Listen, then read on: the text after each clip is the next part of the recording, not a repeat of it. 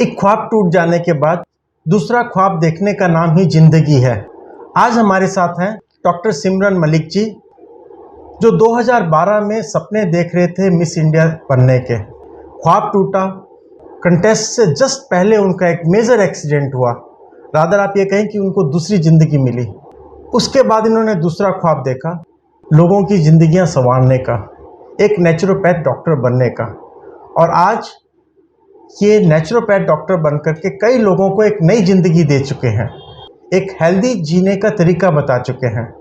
वैसे तो ये इस्लाम के अनुयायी हैं, पर इन्होंने हिंदू धर्म की प्रथा से नेचुरोपैथी का गहन स्टडी किया है और उसके बाद इंडियन सिस्टम ऑफ मेडिसिन को प्रमोट कर रहे हैं।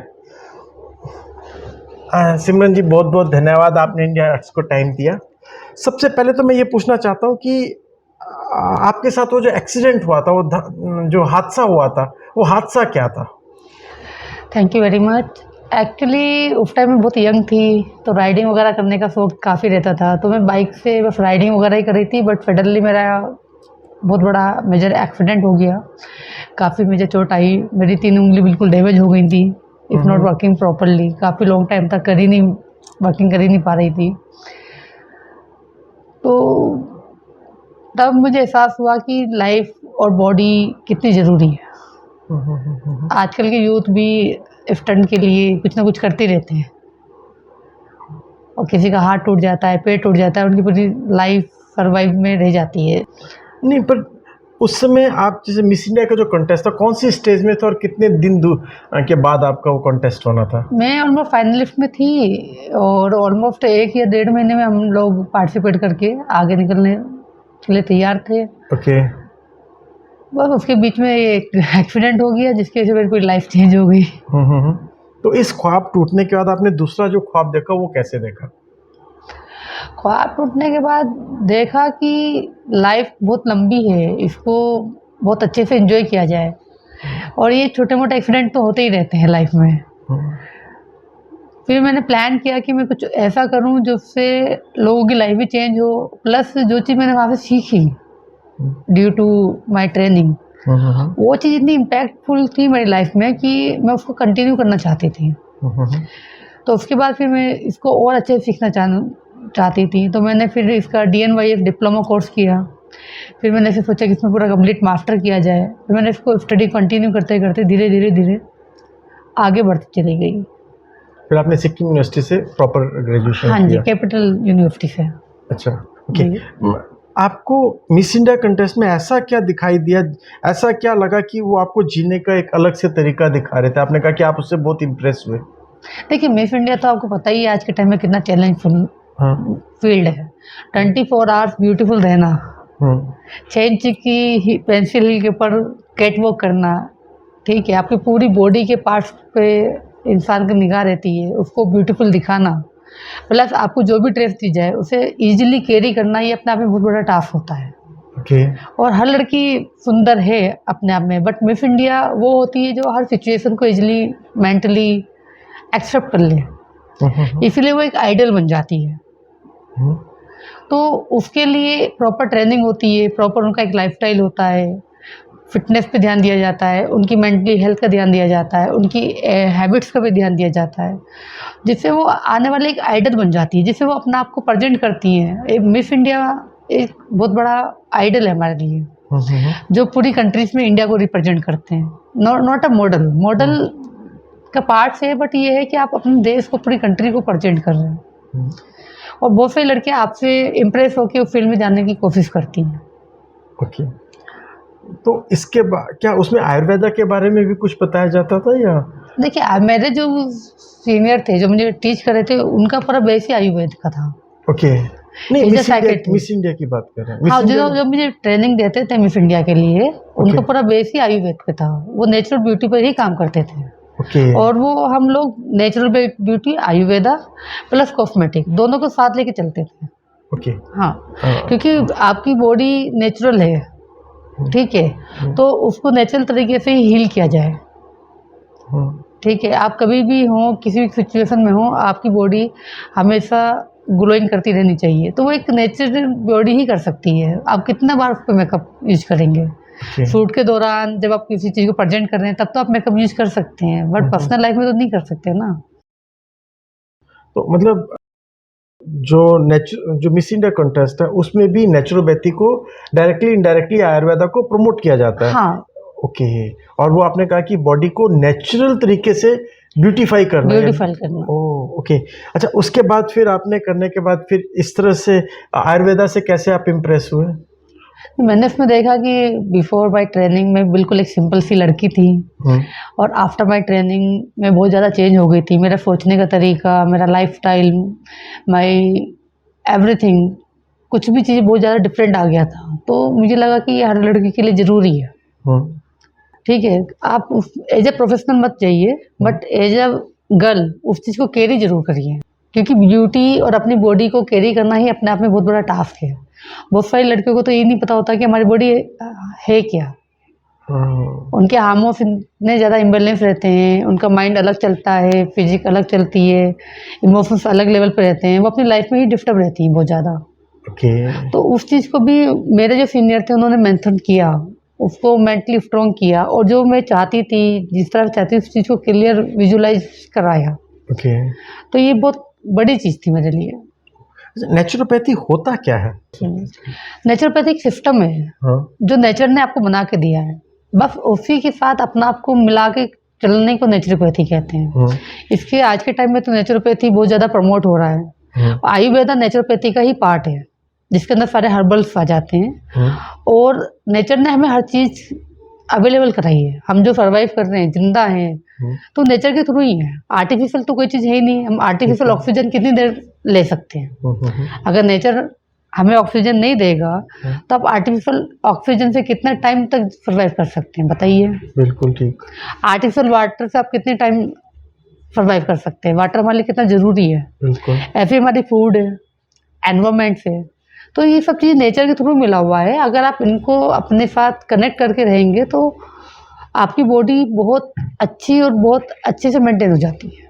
और बॉडी के साथ साथ आपकी पर्सनल लाइफ भी, क्योंकि हमारी बॉडी के अंदर हमारी सोल रहती है, वो हमारा एक घर है, और सोल है हमारे अंदर तभी हम जिंदा हैं। अगर हमारे अंदर से सोल निकल जाए तो हम तो डेड बॉडी हो जाते हैं ना। लोग हमें दफना देते हैं, जला देते हैं। तो देखा जाए तो हमारा जो पूरा घर है वो हमारी बॉडी है। और अगर हम अपनी बॉडी का, जैसे हम अपना घर का ध्यान रखते हैं, गाड़ी का ध्यान रखते हैं, अपनी बॉडी का ध्यान नहीं रखते तो हमें बहुत सारी डिसीज हो जाती हैं, और बहुत सारे लोग उन डिसीज से ही अपना आपको बाहर निकालने में फाइट करते करते ही ख़त्म हो जाते हैं। आज के टाइम में आप बीमारियां देख सकते हैं कितनी ज़्यादा फैली हुई हैं। आजकल की बीमारियों का जो मेन रीज़न है वो कहते हैं लाइफस्टाइल डिजीज़ कहते हैं। ये लाइफस्टाइल डिजीज़ होती क्या है? नंबर 1। नंबर 2, हम कहते हैं कि आयुर्वेदा का बेस क्या है? वो वात, पित्त, कफ ऐसा कुछ कहते हैं क्या?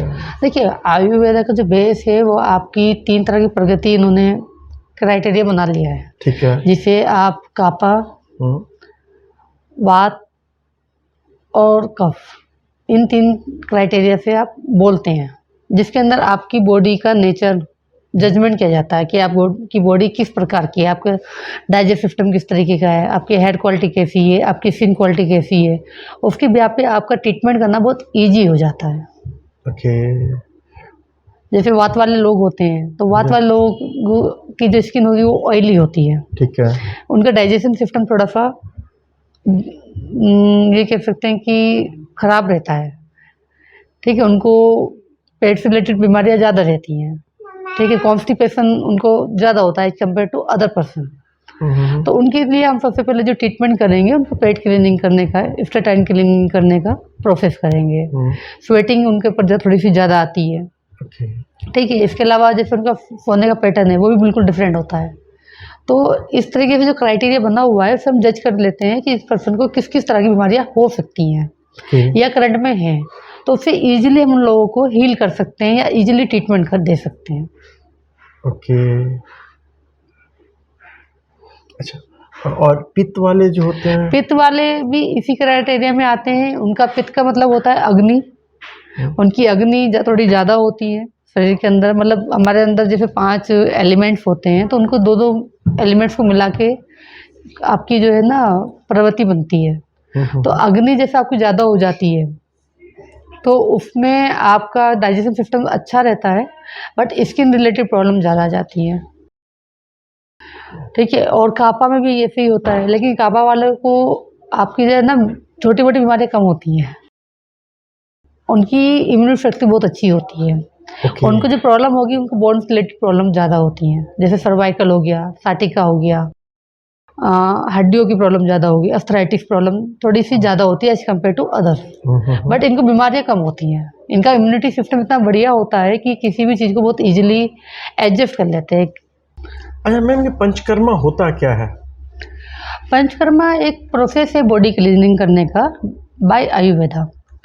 आयुर्वेदा में के हिसाब से आपकी जो बॉडी है उसके अंदर कुछ ना कुछ खाने पीने के हिसाब से प्रॉब्लम आती रहती है। जैसे हम अपने घर की सर्विस कराते हैं, गाड़ी की सर्विस कराते हैं, ऐसे ही हमको अपनी बॉडी की सर्विस टाइम टू टाइम करवा लेनी चाहिए।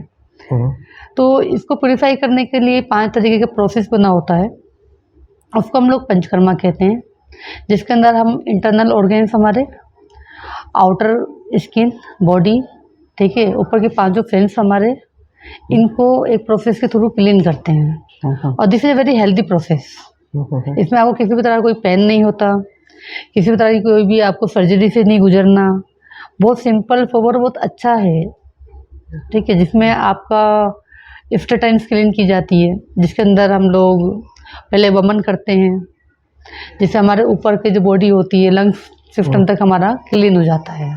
ठीक है। ठीक है, फिर हम इसके अंदर कह सकते हैं कि स्टीम के थ्रू हम अपनी स्किन को प्योरीफाई करते हैं, क्योंकि सबसे ज़्यादा जो डस्ट होती है वो हमारी स्किन के अंदर होती है, और स्वेटिंग आज के टाइम में हम लोगों को आती नहीं है। बिल्कुल।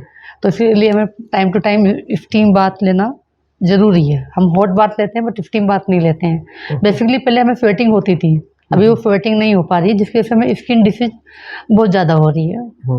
ये जो लाइफस्टाइल डिजीजेज हैं, हाँ जी। क्या ये पंचकर्मा से हम इन लाइफस्टाइल डिजीज को कंट्रोल कर सकते हैं? और अगर कर सकते हैं तो कौन कौन सी डिजीज हैं जो बिल्कुल कंट्रोल या ख़त्म हो सकती हैं? देखिए, पंचकर्मा से तो लाइफस्टाइल डिसीज कंट्रोल करना मुश्किल है, बिकॉज लाइफस्टाइल एक अलग वेलनेस में आ जाता है, और पंचकर्मा आपकी क्रोनिक डिसीज में आ जाता है। ठीक है। लाइफस्टाइल के लिए आप सबसे इजीली जो तरीका है, थोड़ा थोड़ा अपने शेड्यूल को, डाइट शेड्यूल आप सबसे अच्छा बना लीजिए। सबसे अच्छा आप वीकली डाइट शेड्यूल बनाइए अपना, डेली मत बनाइए, क्योंकि डेली फॉलो करना बहुत बड़ा टास्क हो जाता है। ठीक है। आप वीकली एक शेड्यूल बना लीजिए कि मुझे ये चीज़ एक हफ्ते में इस तरह से लेनी है। उसमें 1-2 दिन आप मिस भी कर देंगे तो कोई मैटर नहीं करता, लेकिन हफ्ते में 1-2 दिन आप उसको ले लीजिए। ठीक है। इस तरह से 4 वीक होते हैं हमारे पास, 1 महीने का आपका शेड्यूल बन जाता है। ठीक है। फिर उसको रिपीट कीजिए तो वो ईजिली हो जाएगा और धीरे धीरे आपकी हैबिट में आ जाएगा। तो सबसे पहले तो हमारा डाइट है। ठीक है। अगर किसी भी लाइफस्टाइल वाले को अपनी लाइफ को सिंपल करना है तो, क्योंकि हमारे अगर न्यूट्रिशन कंप्लीट होंगे तभी हम हेल्दी रह सकते हैं। तो बेसिकली हमें जो न्यूट्रिशन मिलते हैं वो फूड से मिलते हैं। आज के टाइम में सब्स्टिट्यूट मार्केट में बहुत ज़्यादा अवेलेबल है, बट वो केमिकल है। ओके। और केमिकल को आगे 6 महीना, साल भर या कुछ टाइम की लाइफ बढ़ाने के लिए प्रिजर्वेटिव डालना ही डालना पड़ता है, और प्रिजर्वेटिव आते ही वो हमारे हेल्थ के लिए डेंजरस हो जाता है। It's very dangerous for health. और ये सारे प्रिजर्वेटिव सारे फूड्स में आपको मिलेंगे। इवन जो हम मिल्क लेते हैं उसके अंदर भी प्रिजर्वेटिव डलता ही डलता है। अच्छा, अब जो यंग जनरेशन है, जो हमारी जनरेशन है, हमारी जनरेशन तो जो भी देखा, अब जो यंग जनरेशन है, उन यंग जनरेशन को क्या आप सलाह देंगे कि कैसे आप एक हेल्दी और एक अच्छी लाइफ को लीड कर सकते हो? देखिए, यंग जनरेशन तो किसी की सुनती नहीं है आज के टाइम में सबसे बड़ा टास्क तो यही है। ठीक है। उनके अपने खुद के सपने होते हैं, अपने खुद के मेथड्स होते हैं। बट फिर भी अगर मैं उनको देना चाहूँगी तो सबसे पहले तो मैं उनको बोलूँगी कि फास्ट जो फूड होते हैं आपके, उससे आप दूर रहिए। सबसे पहले सप्लीमेंट, जो जिम आज के टाइम में चाहे मेल हो चाहे फीमेल हो बहुत ज़्यादा जा रही है, और उसके अंदर जो प्रोटीन मिलते हैं वो बहुत ज़्यादा यूज होते हैं। उसका सप्लीमेंट एकदम लेना बंद कर दीजिए। चाहे कोई भी आपको डॉक्टर भी लिख के दे रहा है, आप बिल्कुल मत लीजिए। ओके। क्योंकि सप्लीमेंट के अंदर उसकी लाइफ बढ़ाने के लिए प्रिजर्वेटिव आते ही हैं, और वो डॉक्टर आपकी इंटरनल हेल्थ को नहीं जानते कि आप कितने स्ट्रॉन्ग हैं और वो कितनी आपकी किडनी पर, लीवर पर क्या असर डालेगा। ओके। और यंग जनरेशन के पास क्या होता है कि न्यू न्यू बॉडी बनी हुई होती है, तो वो स्टार्टिंग में झेल लेते हैं, बट जब उसकी डोज ज़्यादा हो जाती है तो उन पर इम्पैक्ट पड़ता ही पड़ता है। और आज के टाइम में मेरी जो स्टडी है उसके हिसाब से कैंसर के जो पेशेंट है वो बहुत ज़्यादा हाई आ रहे हैं, किडनी डिसीज के पेशेंट बहुत ज़्यादा हाई आ रहे हैं, और इवन यंग जनरेशन। और उनकी जब मैंने हिस्ट्री पढ़ी है तो वो डायरेक्टली इनडायरेक्टली जिम से टच होते हैं, और वो अपनी मसल्स को बढ़ाने के लिए प्रोटीन डाइट्स लेते हैं, सप्लीमेंट्स लेते हैं, और उसके ब्याह पे उनकी किडनी फेल होती ही होती है। ऐसे बहुत सारे केस मेरे पास आए हैं आज के टाइम में। अच्छा, जो कि सप्लीमेंट्स लेकर अपनी किडनी के ऊपर स्ट्रेस डाल रहे हैं और खराब कर रहे किडनी हैं। आ रही है इनके ऊपर, इसके अलावा उनकी मैन पावर भी हिट हो जाती है काफ़ी लोगों की। तो इवन काफ़ी लोग तो फादर ही नहीं बन पा रहे हैं आज के टाइम में। इस तरह की भी स्टडी बहुत कॉमनली मार्केट में अवेलेबल है, बट कॉमन मैन के पास नहीं पहुंच पाती, वो ध्यान नहीं देते ना इस चीज़ के ऊपर। ओके। और हेयर फॉल, अच्छा, हर दूसरे बंदे का है, वो भी सप्लीमेंट का ही और गलत टाइप का ही नतीजा है आपका। हेयर फॉल, अच्छा हेयर फॉल, अच्छा ठीक है। जो आपका हेयर फॉलिंग है आज के टाइम में कॉमन डिसीज है, हर सेकंड पर्सन को है, तो उसका रीजन भी वही है, बालों के झड़ने का एक कारण भी सप्लीमेंट्स ही है। हाँ, आप देख लीजिएगा जितने भी जिम वाले लोग हैं स्टार्टिंग में बिल्कुल सही रहेंगे, जैसे जैसे वो हैबिचुअल होते रहेंगे उनका हेयर फॉल बढ़ना शुरू हो जाएगा। कुछ जेनेटिक होते हैं, कुछ लोगों को जेनेटिक होता है, बट वो 1 या 2%, 90% लोगों का डिफरेंट यही आएगा आपका। अच्छा, तो आपकी लाइफस्टाइल, आपकी ब्यूटी, आप जो अपनी बॉडी को दे रहे हैं, लेकिन आप ये देखिए कि आप उनसे बदले क्या ले रहे हैं अपनी बॉडी से। जैसे हम खेती करते हैं तो आज यूरिया डालते हैं, ठीक है, हमें एकदम ज़्यादा खेती मिल जाती है, भाई हम पैदावार बढ़ाने के लिए तो यूरिया का यूज करना है आज के टाइम में। नेचुरल खेती, नेचुरल हम खाद डाल ही नहीं रहे, लेकिन वो हमारे लिए कितना डेंजरस है आज के टाइम में सबको पता है। और उसका असर क्या होगा कि हमारी ज़मीन जो है बहुत जल्दी बंजर हो जाती है। विदाउट यूरिया आप खेती नहीं कर सकते आज के टाइम में। बिल्कुल ठीक। तो ये अल्टीमेटली यही चीज़ है कि आप अपनी बॉडी को जितना हार्म पहुँचाएंगे या जितना उसके टारगेट दे देकर सोचेंगे कि मैं जल्दी ब्यूटीफुल हो जाऊँ, जल्दी वेट लूज कर लूँ, या जल्दी मेरी मसल टोन हो जाए, और उसके लिए आप जितना अनहेल्दी फूड लेंगे उसका असर आपकी बॉडी पर जल्दी भी आएगा, लेट भी आएगा, लेकिन आएगा जरूर। मतलब कि हम ये जो फास्ट फूड ले रहे हैं या फिर सप्लीमेंट्स ले रहे हैं, कहीं ना कहीं हम अपने शरीर को बंजर बना रहे हैं। डेफिनेटली। अच्छा, इसके ऊपर इजीली रिसर्च अवेलेबल है मार्केट्स के अंदर, आप देख सकते हैं, बट ये बहुत बड़ा गेम है, इसलिए कॉमन चीज लिए इजीली अवेलेबल नहीं है मार्केट्स के अंदर इसका कंटेंट। अच्छा, अब जो है, क्योंकि आप नेचुरोपैथी में करते हैं और आप नेचुरल ब्यूटी में विश्वास करते हैं, अब नेचुरल ब्यूटी को मेंटेन करने के लिए एक आम आदमी को क्या करना चाहिए कि वो नेचुरल ब्यूटी, वो ब्यूटीफुल रहे और नेचुरली ब्यूटीफुल रहे? देखिए, सबसे सिंपल लाइफस्टाइल है आपका। एक तो आपको खाने का थोड़ा सा ध्यान रखना है, आप नेचुरल फूड खाइए। फ्रूट दिन में कोई भी हो, एक फ्रूट जरूर खाइए, चाहे कोई भी फ्रूट आप लें, सीजनल। ठीक है, ज़्यादा बड़ा कॉन्सेप्ट नहीं है। पानी लेवल अपना, वाटर लेवल अपना मेंटेन रखिए, 3 से 5 लीटर एवरेज। अभी विंटर आ जाएगा तो एटलीस्ट 3 लीटर तो लोग अचीव कर ही लें, क्योंकि विंटर में तो पानी पीना ही बंद कर देते हैं लोग। बहुत रेयर ही चांसेस होता है कि लोग 1-1 लीटर ही पानी पी लें। ठीक है, अभी वेजिटेबल जूस लीजिए, क्योंकि सबसे ज़्यादा जो प्रोटीन और सबसे अच्छी जो हेल्दी पोषक तत्व हमें मिलते हैं वो वेजिटेबल से ज़्यादा मिल जाते हैं। तो वेजिटेबल जूस लीजिए, क्योंकि हम उनको कुक करके खाते हैं तो वो काफ़ी कम हो जाते हैं। तो वो आप ले लीजिए। इसके अलावा थोड़ी बहुत एक्सरसाइज जरूर करिए। अच्छा, रनिंग करिए, रनिंग सबसे बेस्ट है। चाहे डायबिटीज वाला पेशेंट हो, कोई भी पेशेंट हो, अगर आप रनिंग करते हैं, चाहे 5 मिनट रनिंग करिए, आपके लंग्स में इतना ऑक्सीजन और इतना ब्लड सर्कुलेशन आपकी पूरी बॉडी में हो जाएगा कि जिस पार्ट तक ब्लड सर्कुलेशन नहीं पहुंच पाता वो भी प्रेशर से पहुंच जाता है, स्पेशली हमारे ब्रेन। तो रनिंग करने के बाद जब हमारे ब्रेन में हेल्दी ब्लड प्रेशर होगा तो उससे हमारे बॉडी को बहुत रिलैक्स करेंगे, वो हमारे हर पार्ट्स को प्रेशराइज करके जो हमारी ब्लॉक नसें होती हैं ना, उसको भी खुलने के चांसेस बढ़ जाते हैं। तो रनिंग हमारे लिए बहुत ज़रूरी है, चाहे आप 5 मिनट करिए, बट करिए।